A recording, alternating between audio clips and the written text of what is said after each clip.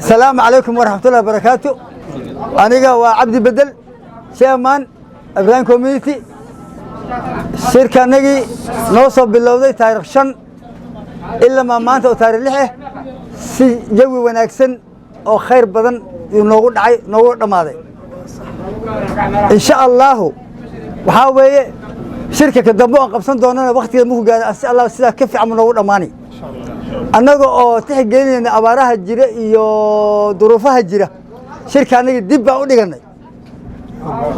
annaga is afgarad iyo wanaag isku raacsan ma saa dib ugu dhiganay sida darteed wixii aan ku goosanay waxay ay faahfaahin doona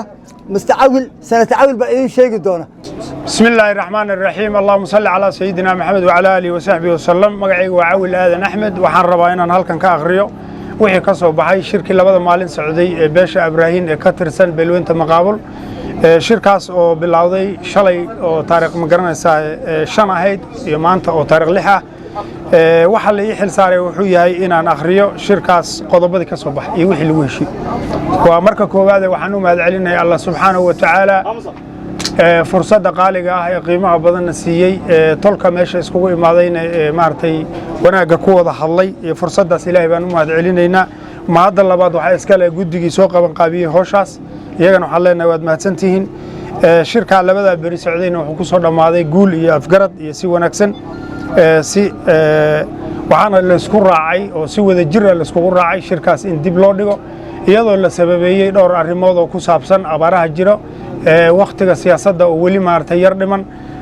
anagoo wax badan u tixgelinayna beesha Maqaabul waxaan isku afgaranay shirkaas inaan dib u dhigno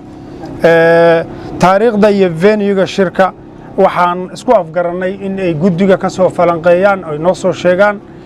inkastoo talo bixin badan ay jirtay in lagu qabto groundka insha Allah biidnillaahi kariim guddigaas oo hogaaminaya gudoomiye Cabdi Bedel Cali ayaan waxaan rajaynaynaa in ay noo soo sheegaan waqtiga dambe ee laga hadlay howshaas qodobka afraad